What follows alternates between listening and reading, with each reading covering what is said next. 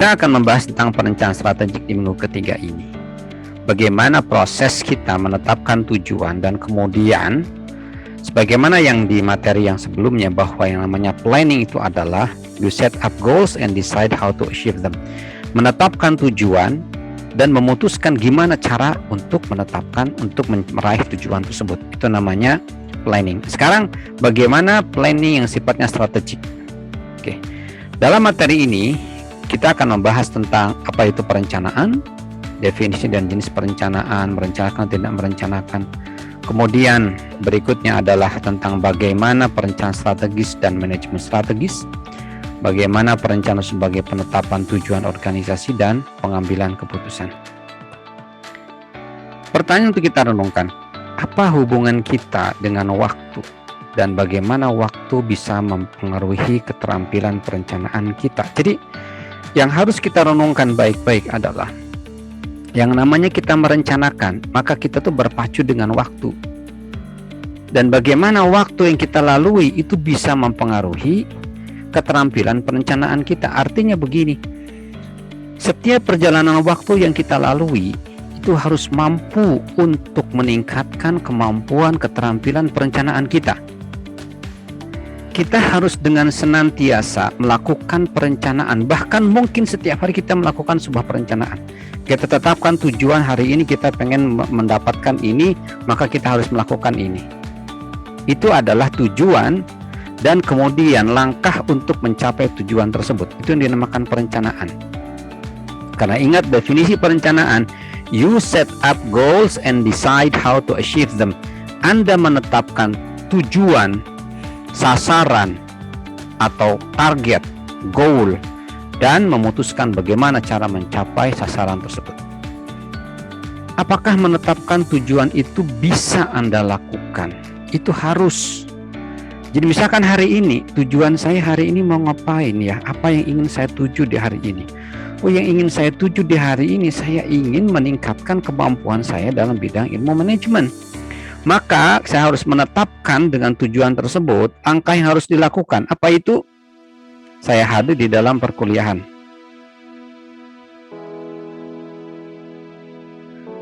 Jadi harus menetapkan tujuan dalam setiap hari. Saya misalkan hari ini saya ingin meningkatkan kemampuan saya di dalam materi perkuliahan. Maka saya telah menetapkan tujuan itu, memutuskan bagaimana cara mencapainya. Cara mencapainya adalah saya dengan ikut perkuliahan di kelas hari ini, kemudian membaca materi seperti itu. Saya menetapkan tujuan hari ini saya adalah, target saya adalah para dosen bisa mendapatkan materi yang bagus tentang penelitian. Maka strategi yang saya lakukan adalah misalkan saya sharingkan materi-materi dan sebagainya. Itu adalah penetapan tujuan. Dan kemudian memutuskan gimana cara mencapai tujuan tersebut. Pertanyaan berikutnya adalah, apa visi hidup Anda? Kita harus mempunyai impian dalam hidup kita. Karena dengan impian gitu, hidup menjadi terarah. Impian saya pribadi ketika saya ditanya, apa sih impiannya Pak Deddy Sidik itu? Impian saya itu ingin menjadi orang yang bisa sebanyak mungkin berikan manfaat kepada sebanyak mungkin orang. Dengan cara, dengan kemampuan, dengan kompetensi yang saya miliki. Bagaimana cara saya untuk mencapai impian saya itu? Di antara saya ingin membuat sebuah lembaga pendidikan dari mulai TK, SD, SLTP, SLTA, bahkan mungkin sampai perguruan tinggi, disertai dengan lembaga pendidikan keagamaan berbasiskan pesantren, yang saya ingin menampung berbagai macam anak didik dengan jumlah yang ribuan. Yang saya ingin di sana saya bisa mengamalkan ilmu saya bisa mengabdikan hidup saya, sehingga saya bisa bermanfaat kepada sebanyak mungkin orang. Itu impian hidup saya, itu tujuan hidup saya, dan kemudian strategi untuk mencapainya, how to achieve them and decide how to achieve them. Caranya adalah dengan tadi, membuat sebuah lembaga atau kendaraannya untuk kita bisa mewujudkan impian tersebut atau visi tersebut. Sekarang kita bahas tentang apa perencanaan itu. Perencanaan adalah proses membuat rencana. Jadi ketika kalian menuliskan, saya jam ini mau ke sini, saya melakukan, itu adalah perencanaan. Yang kedua adalah merumuskan tindakan di masa depan untuk mencapai hasil tertentu. Merumuskan tindakan. Oh, hari ini saya mau melakukan ini, saya melakukan ini. Itu merumuskan tindakan. Itu namanya juga perencanaan. Menetapkan tujuan dan memutuskan bagaimana mencapainya. Itu yang tadi. You decide, you set up goals and decide how to achieve them. Itu yang sering saya sampaikan. Menetapkan tujuan dan memutuskan bagaimana mencapainya. Tetapi perencanaan itu definisinya banyak. Proses membuat rencana, perencanaan. Merumuskan tindakan di masa depan untuk mencapai hasil yang diinginkan, hasil tertentu, itu juga adalah definisi dari perencanaan. Sekarang apa itu rencana? Nah, ada banyak orang yang bingung apa bedanya rencana dengan perencanaan. Kalau rencana itu udah bentuk dokumen yang menguraikan bagaimana tujuan, target, harapan, keinginan itu akan dipenuhi atau akan dicapai. Oh, harus ada alokasinya, anggarannya, jadwalnya, dan sebagainya, orang-orangnya, penugasannya. Itu namanya rencana. Sudah dalam bentuk dokumen. Contoh, RAPBN, Rencana Anggaran Pendapatan dan Belanja Negara. Udah dokumen itu. Udah dokumen. Rencana Anggaran Kerja dan Biaya, RAK, RAB, Rencana Anggaran Biaya, udah dokumen itu. Jenis perencanaan itu apa saja? Ada perencanaan pribadi, penjadwalan, kita menjadwalkan nih, hari ini saya melakukan apa, 1 jam segini sampai segini. Penentuan prioritas itu juga adalah perencanaan pribadi. Penetapan tujuan itu juga adalah perencanaan pribadi. Dalam setiap hari sebetulnya kita melakukan perencanaan, cuman kita kadang tidak ngeh bahwa itu sebetulnya perencanaan.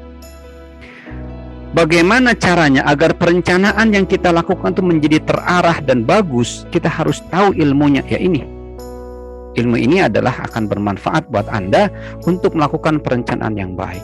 Ada perencanaan manajer grup organisasi, ada perencanaan informal dan formal, ada perencanaan operasional, perencanaan taktik, dan perencanaan strategis. Itu adalah jenis-jenis perencanaan. Perencanaan informal mungkin perencanaan sifatnya ya oleh kita-kita saja. Perencanaan formal dilakukan oleh sebuah lembaga, perencanaan formal. Perencanaan operasional tentang apa yang hendak dilakukan. Perencanaan taktik sesuatu yang sifatnya perencanaan yang untuk melakukan sebuah sebuah taktik.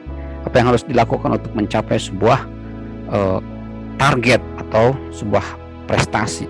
Hampir sama dengan strategis, beda sedikit. Nah, ini ada beberapa penjelasannya. Rencana tindakan dan rencana operasi.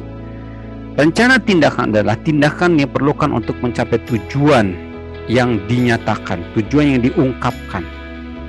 Itu namanya rencana tindakan atau action plan. Rencana tindakan itu harus melakukan apa saja. Kayak misalkan hari ini, saya ingin melakukan gini, rencana tindakan untuk mencapai tujuan. Saya harus melakukan, hari ini saya ke kampus, dari ke kampus saya harus ke sini, dari sini itu rencana tindakan. Jadi tindakan yang diperlukan untuk mencapai tujuan dinyatakan. Tujuannya apa yang saya inginkan? Hari ini saya tercapai bahwa pekerjaan saya selesai. Maka saya harus melakukan A, B, C, D hari ini, rencana tindakan. Rencana operasi dirancang untuk periode 1 tahun, menentukan bagaimana Anda menjalankan bisnis Anda berdasarkan rencana aksi. Mengidentifikasi target yang jelas seperti pendapatan, arus kas, pangsa pasar. Jadi rencana operasi itu lebih kepada rancangan yang sifatnya jangkanya sebetulnya jangka pendek 1 tahun. Menentukan bagaimana kita menjalankan bisnis kita.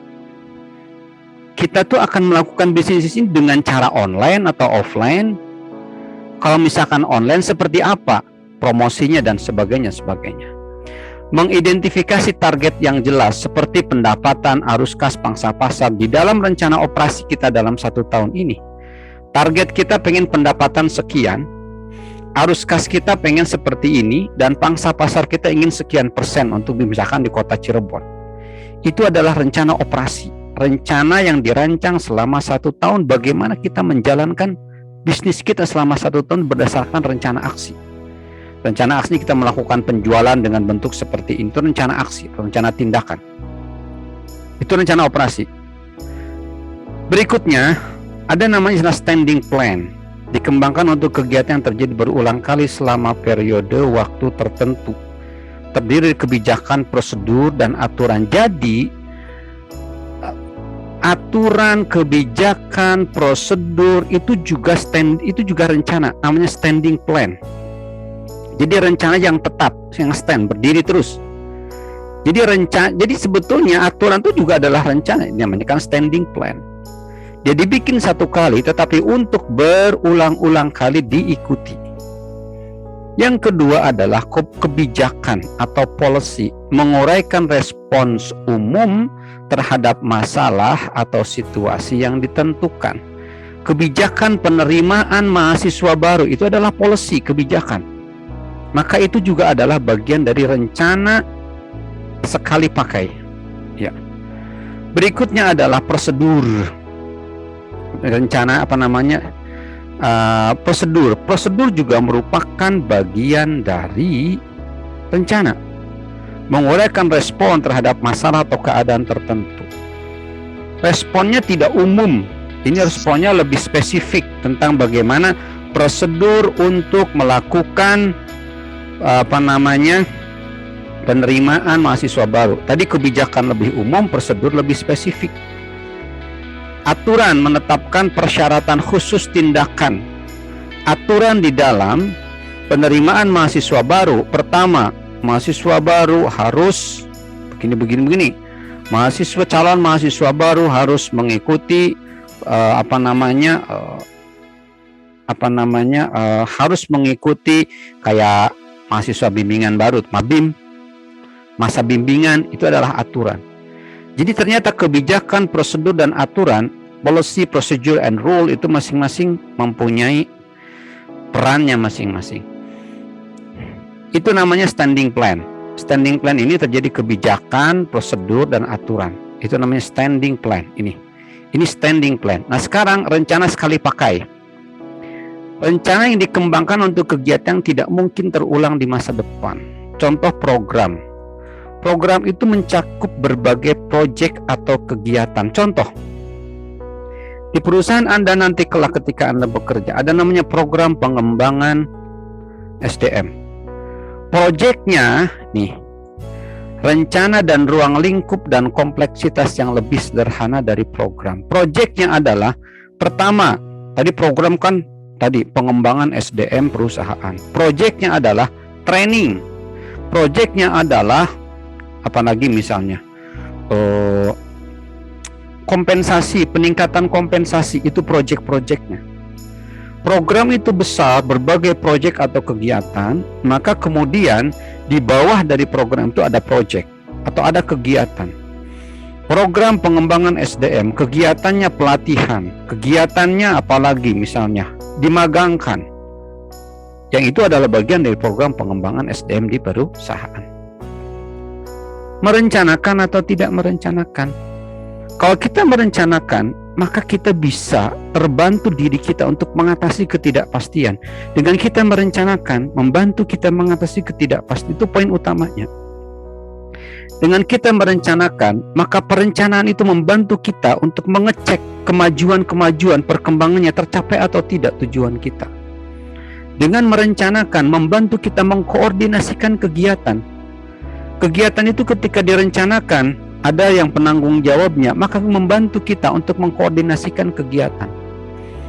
Berikutnya, merencanakan membantu kita berpikir ke depan. Jadi ketika kita merencanakan, karena kita punya tujuan nih, hari ini saya memiliki tujuan untuk menyenangkan hati orang, saya ingin tujuan untuk menyambangi keluarga, misalkan seperti saya biasa sore-sore pulang ke Karawang. Hari ini saya ingin menyelesaikan masalah saya, seperti itu. Membantu kita berpikir ke depan, membantu kita mengelola hubungan dengan waktu, itu poin yang tersembunyi. Jadi dengan kita merencanakan, kita bisa memanfaatkan dan mengelola waktu dengan baik. Waktu terkelola dengan baik ketika kita ini mampu merencanakan. Oke. Berikutnya, atau tidak merencanakan. Bagaimana kalau kita tidak merencanakan? Ya, orang yang tidak merencanakan, alasannya kenapa? Karena merencanakan itu mengharuskan kita menyisihkan waktu untuk melakukannya. Alah, ribet, seperti itu. Itu berarti orang yang tidak merencanakan, karena mereka tidak mau menyisihkan waktu untuk melakukan perencanaan itu. Karena mungkin harus membuat beberapa keputusan tanpa banyak waktu untuk merencanakan. Bisa jadi karena kita terlalu sibuk, maka kita berjalan apa adanya aja, mengalir istilahnya kalau bahasa ini. Tidak merencanakan, udah mengalir aja. mengambil keputusan terus tanpa harus merencanakan. Dunia yang kompleks dan bergerak cepat menciptakan ketidakpastian sejati, sulit untuk diprediksi. Alasan mereka tidak merencanakan, kenapa? Kadangkala, sekarang kita udah merencanakan gini, kenyataannya seperti itu. Akhirnya dia tidak mau merencanakan. Perubahan tambahan daripada perencanaan. Terjadi kadangkala, udah kita merencanakan, terjadi perubahan yang sifatnya itu bertambah begitu. Maka kemudian orang beralasan, saya tidak mau merencanakan. Kenapa? Perencanaan menghasilkan saya menyisihkan waktu melakukannya. Karena mungkin saya harus membuat keputusan tanpa banyak waktu untuk merencanakan. Dunia yang kompleks dan bergerak cepat kadang sudah kita rencanakan, tapi ternyata tidak pasti. Sulit untuk memprediksi. Perubahan tambahan daripada perencanaan. Jadi perubahannya bertambah, perencanaannya segini, perubahannya lebih banyak daripada yang sudah kita rencanakan. Nah, prisma perencanaan melalui prisma cakrawala. Top management, nah ini misalkan untuk di konteks perusahaan, maka top management diantaranya Chief Executive Officer atau Presiden, Vice President, General Managers, Division Heads. Tugas mereka adalah melakukan perencanaan strategik 1-5 tahun. Ini lihat di sini pakai bahasa Inggris. Maka apa yang mereka lakukan adalah long-term decisions about overall direction of organization. Keputusan jangka panjang tentang arah secara umum dari perusahaan. Managers need to pay attention to our environment outside the organization, be future-oriented, deal with uncertain, highly competitive condition.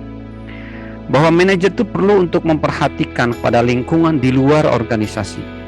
Berpikir orientasi ke depan, berhadapan dengan ketidakpastian dan kondisi yang sangat kompetitif. Nah ini strategic planning, perencanaan strategik, berbicara untuk jangka panjang. Itu tugasnya top management. Middle manager, middle management atau manajemen tengah, contohnya adalah manajer fungsional, manajer produk line produk, dan department manager, manajer department. Maka yang harus dilakukan adalah tactical planning, perencanaan taktik. Tadi perencanaan strategik tentang keputusan arah secara keseluruhan dalam 1-5 tahun. Maka perencanaan taktik itu biasanya 6-24 bulan, setengah sampai 2 tahun. Ini apa? Melaksanakan kebijakan dan rencana dari top management, mengawasi dan mengkoordinasikan aktivitas dari manager line, manager yang langsung berhadap. First line manager itu adalah manajer yang langsung di bawah operator, bawah karyawan yang paling bawah. Jadi manajer yang ada di atas karyawan yang paling bawah. Make decisions often without base of clearly defined information procedures. Jadi tugas dia adalah membuat keputusan yang sering tanpa basis dari prosedur informasi yang secara jelas didefinisikan. Kadang-kala dalam middle management ini dia harus bisa mengambil keputusan yang mungkin walaupun tidak ada aturannya harus dilakukan dengan cepat. Yang paling bawah adalah first line management, unit managers, team leaders, first line supervisors, manager unit, pemimpin tim, supervisor untuk di garis pertama adalah operational planning, perencanaan operasional 1-52 minggu jadi 1 tahun. Mengarahkan tugas sehari-hari dari personel non-manajerial, personel manajerial atau personel yang langsung di operasional di bawah. Keputusan sering bisa diprediksikan. Dia bisa mengikuti seperangkat prosedur yang rutin yang secara jelas didefinisikan. Kalau di sini dia sudah ada prosedur-prosedurnya yang jelas. Dia untuk first line management. Yang di sini sering kali dia harus mengambil keputusan. Oke. Strategi manajemen strategis dan perencanaan strategis. Apa itu strategi? Strategi itu ada rencana aksi skala besar yang menetapkan arah bagi organisasi. Itu namanya strategi. Strategi itu rencana aksi, rencana untuk melakukan tindakan skala besar untuk menetapkan arah bagi organisasi.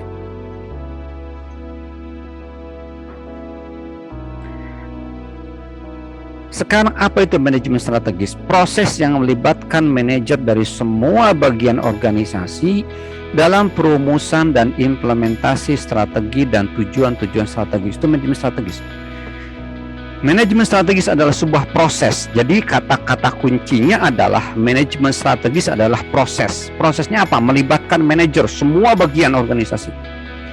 Jadi baik manajer atas, tengah, bawah kayak tadi di dalam piramida yang tadi itu. Dilibatkan semuanya dalam merumuskan dan melaksanakan strategi dan tujuan-tujuan strategis. Dalam melaksanakan rencana aksi skala besar dan menetapkan arah bagi tujuan organisasi. Itu namanya manajemen strategis. Jadi semua stakeholder tetap pimpinan itu dilibatkan. Penentuan posisi strategis dan prinsip-prinsip strategi yang efektif. Penentuan posisi strategis perusahaan. Oke. Penempatan posisi strategis, posisi yang terkait dengan tadi tentang rencana aksi skala besar. Upaya untuk mencapai keunggulan kompetitif yang berkelanjutan dengan mempertahankan apa yang khas dari perusahaan, melakukan kegiatan yang berbeda dari saingan, atau melakukan kegiatan serupa dengan cara yang berbeda. Itu namanya menempatkan posisi yang strategis. Jadi posisi yang strategis itu adalah ketika kita perusahaan kita dalam upaya kita mencapai keunggulan kompetitif, keunggulan yang bisa menyaingi, bisa mengalahkan pesaing kita.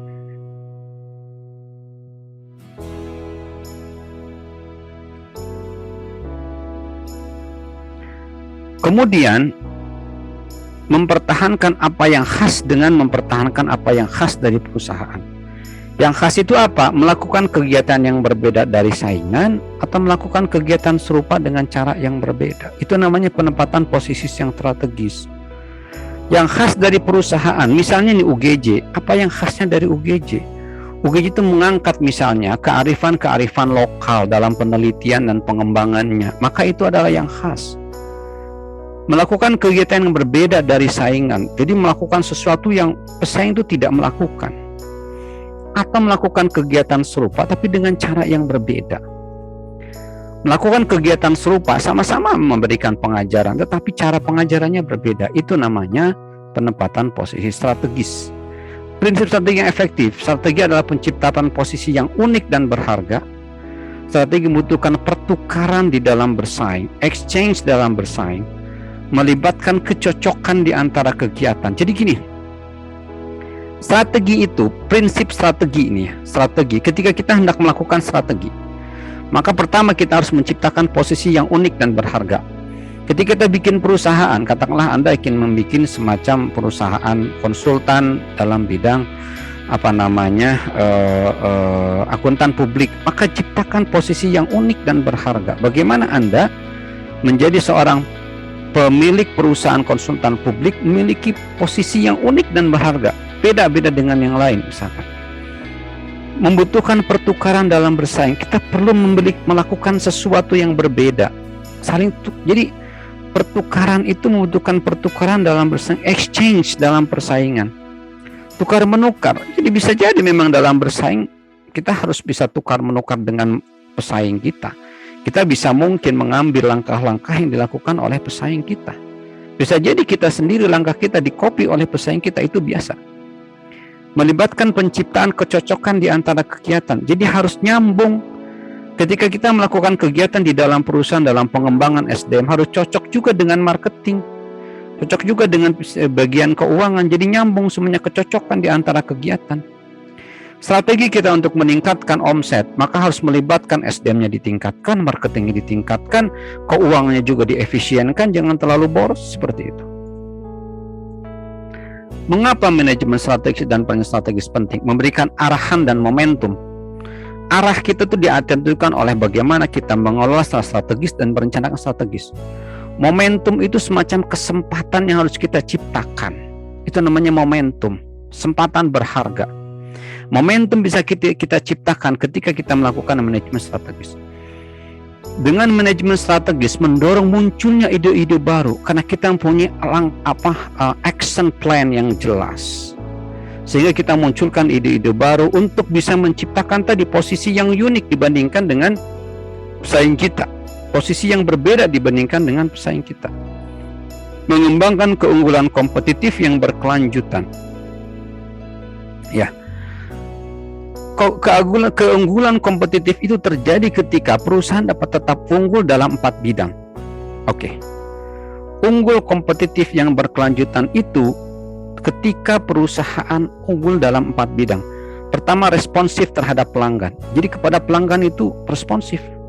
Berinovasi, menciptakan sesuatu yang baru, berkualitas, kualitas, mutu, selalu mutu dijaga, dan efektif. Efektif itu artinya semua kegiatan berjalan dan memiliki dampak. Namanya efektif. Efektif berjalan sesuai dengan pencapaian terhadap tujuan. Itu namanya efektif. Jadi organisasi itu atau perusahaan itu akan unggul secara kompetitif, ya, akan unggul ketika dia dalam 4 bidang itu bisa unggul. Pertama, responsif terhadap pelanggan, inovatif, berkualitas, dan efektif. Berikutnya, penentuan posisi dan prinsip-prinsip strategi yang efektif. Bagaimana kita menempatkan posisi strategis perusahaan kita? Tadi yang seperti yang sudah dilakukan, sampaikan, adalah menciptakan keunggulan kompetitif yang berkelanjutan, melakukan kegiatan yang berbeda dengan saingan dengan penciptaan posisi yang unik dan berharga, dan kemudian strategi membutuhkan trade-off dalam bersaing. Artinya trade-off itu ya kita memang kadangkala kita perlu kadang kita perlu mengorbankan sesuatu untuk mencapai sesuatu. Dalam persaingan itu kadang kita harus mengeluarkan uang yang banyak terlebih dahulu untuk kita bisa memenangkan persaingan. Itu namanya trade-off. Jadi upaya kita mengorbankan sesuatu untuk bisa mencapai sesuatu yang lebih besar. Lihat ini, proses manajemen strategis. Bagaimana manajemen strategis yang proses melibatkan semua pimpinan di perusahaan untuk merumuskan strategi-strategi yang tepat. Maka pertama, untuk kita bisa menciptakan manajemen yang strategis adalah establish the mission and the vision. Buat visi misi, visi impian, misi apa yang akan dilakukan untuk mencapai visi tersebut. Establish the grand strategy with environmental scanning.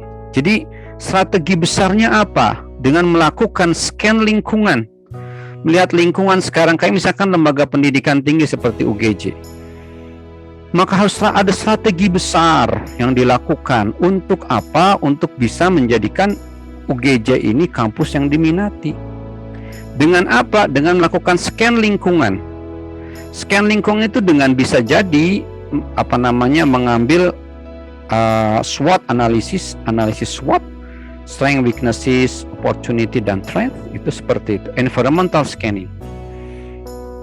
Formulasikan rencana-rencana strategik. Apa yang akan dilakukan dalam rencana strategik untuk bisa memenangkan pasar, memenangkan konsumen. Carry out strategic plan, lakukan rencana strategik, dan maintain strategic control.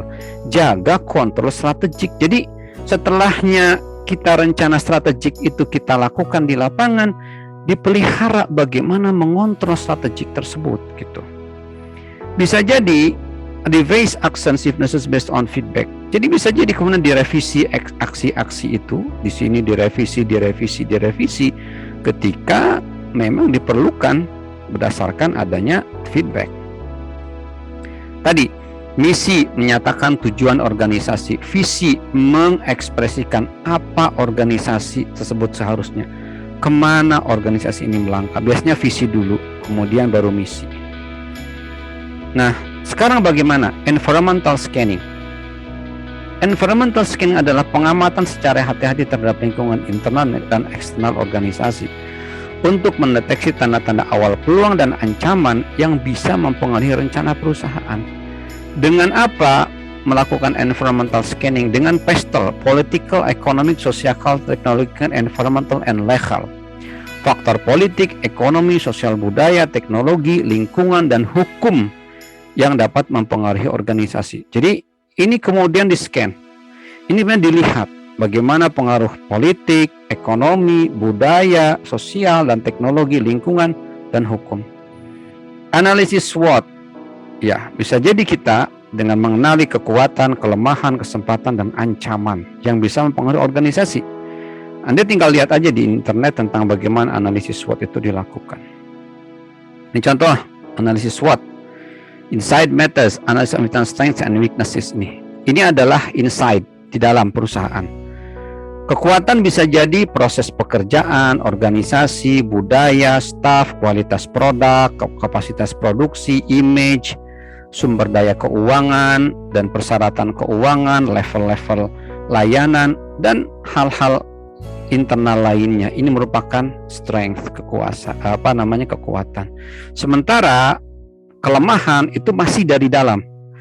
Kelemahan bisa jadi dalam kategori yang sama di dalam kekuatan, yakni proses, organisasi, budaya. Itu bisa jadi kekuatan dan juga kelemahan.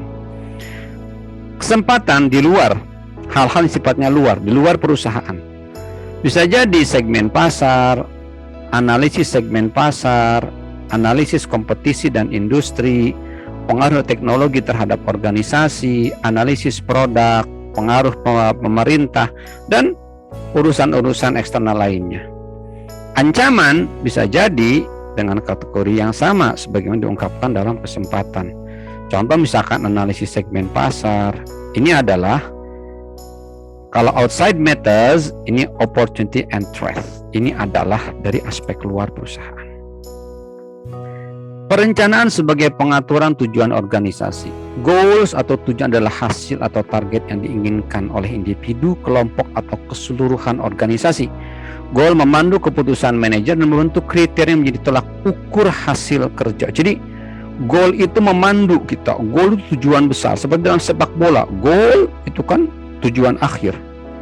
Di mana tujuan akhir kita menciptakan gol, menjebol gawang, itu adalah merupakan proses dari kita melakukan tindakan-tindakan kerjasama dengan sesama pemain. Dan itu juga memiliki tujuan, mengoper dengan tepat itu tujuan yang akhirnya menciptakan sebuah gol. Dan gol ini di dalam perusahaan memandu keputusan manajer dan membentuk kriteria menjadi tolak ukur hasil kerja. Goal mungkin berbeda di setiap organisasi dan bahkan bisa jadi bertentangan satu sama lain.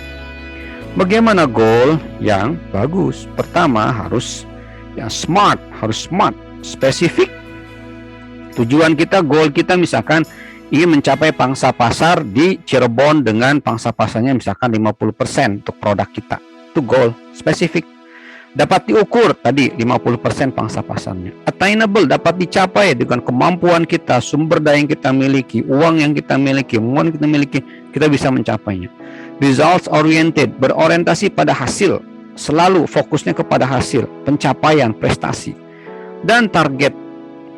Dan yang lain ada time bound, isinya ada target dates berdasarkan waktu, atau tepat waktu kita targetkan. 1 tahun pangsa pasar di produk kita harus 50% menguasai pangsa pasar di kota Cirebon. Misalkan seperti itu. Keputusan adalah komitmen untuk bertindak. Ya, decide how to achieve them. Kan dalam planning itu adalah you set up goals and decide how to achieve them. Decide how to achieve them, memutuskan bagaimana mencapainya itu adalah decision making, pembuatan keputusan. Apa itu keputusan? Komitmen untuk bertindak, itu keputusan. Jadi keputusan adalah komitmen. Anda memutuskan menerima lamaran si A, maka itulah komitmen Anda untuk bertindak menerima lamaran si A. Oke. Pengambilan keputusan adalah proses mengidentifikasi dan memilih tindakan. Ketika kita menetapkan tujuan, kita kemudian mengenali dan memilih tindakan. Ada sekian tindakan. Kita pilih tindakan yang paling bisa memberikan kesempatan kepada kita mencapai tujuan kita. Bagaimana bertindak tegas di dunia yang rumit dan bernuansa ini adalah permasalahan. Kadang di dalam perusahaan kita ingin melakukan tindakan yang banyak, tetapi kita juga harus memilih tindakan itu yang paling tepat. Karena kadang di dalam dunia bisnis yang rumit dan nuansa ini tidak mudah untuk memilih tindakan yang bisa mencapai tujuan kita. Cara mengambil keputusan, cara decision making adalah dengan pertama, mengidentifikasi masalah dan kesempatan. Masalah itu diurai oleh kita. Mungkin ada masalah individu, ada masalah keluarga, ada masalah komunitas, masalah di sekolah dan sebagainya. Kemudian atau kesempatan, kita mengidentifikasi kesempatan. Oh, ada kesempatan kita untuk meraih keuntungan ini. Penting ini. Sekarang solusi alternatifnya apa? Ya, beberapa solusi alternatif untuk memecahkan masalah atau untuk menggapai kesempatan. Kemudian evaluasi masing-masing alternatif dan pilih satu solusi. Kemudian laksanakan dan evaluasi solusi tersebut. Evaluasi solusi yang kita pilih. Itu adalah cara kita mengambil keputusan. Dan ada pengambilan keputusan non-rasional, rasional terikat, menunjukkan bahwa kemampuan para pembuat keputusan untuk bersikap rasional dibatasi oleh banyak kendala. Kendala ini termasuk kerumitan waktu dan ruang dan kemampuan pemahaman waktu dan ruang. Ada kadangkala kita itu keputusan kita menjadi tidak rasional. Kenapa? Karena rumitnya masalah, waktu dan ruang dan kemampuan pemahaman kita yang tidak mampu memahami situasi. Kayak sekarang masa pandemi misalnya, terutama yang kemarin-kemarin ketika tinggi-tingginya pandemi, kadang kita tuh rumit masalah ini, masalah pandemi ini. Pengambilan keputusan yang non rasional, model yang memuaskan. Ada manajer mencari alternatif sampai mereka menemukan keputusan yang memuaskan namun tidak optimal. Gitu. Dia mengambil alternatif, menemukan keputusan tapi tidak optimal, hasilnya tidak baik gitu. Ini masih mending keputusan non rasional tapi masih memuaskan. Namun tidak optimal. Incremental model tambahan. Manajer mengambil langkah-langkah kecil dan jangka pendek untuk mengatasi masalah daripada langkah-langkah yang akan mencapai solusi jangka panjang. Perusahaan misalkan menghadapi masa pandemi, maka kemudian si manajer, pemilik perusahaan, bos perusahaan mengambil langkah-langkah kecil jangka pendek hanya untuk mengatasi masalah aja. Contohnya begini, misalkan para pengusaha rotan, misalkan zaman lagi COVID di sana sepi, penjualan sepi, di luar negeri sepi karena mereka fokus kepada penanganan COVID. Uangnya habis buat hidup sehari-hari mereka, boro-boro mau beli rotan dan sebagainya. Maka pemilik perusahaan rotan mengambil langkah-langkah kecil, misalkan bagaimana nih caranya agar tetap jalan perusahaan. Oke, kalau begitu mengambil pangsa pasar di dalam negeri saja. Itu adalah incremental model. Intuition, manajer membuat semacam pilihan tanpa penggunaan pemikiran sadar dan inferensi logis. Sumber intuisi adalah keahlian dan perasaan. Jadi ketika mengambil keputusan, aduh ini kok kayaknya diperkirakan ini susah, ini melakukan ini susah, udah bismillah lah hola, kita mengambil langkah yang ini saja. Itu namanya model intuisi, pengambilan keputusan yang non rasional. Karena apa? Karena rumit situasinya. Ruang dan waktunya menjadi sangat rumit. Kemampuan pemahaman kita untuk memahami permasalahan juga rumit. Di antaranya. Cukup untuk sampai pertemuan kita hari ini. Mudah-mudahan ada manfaatnya.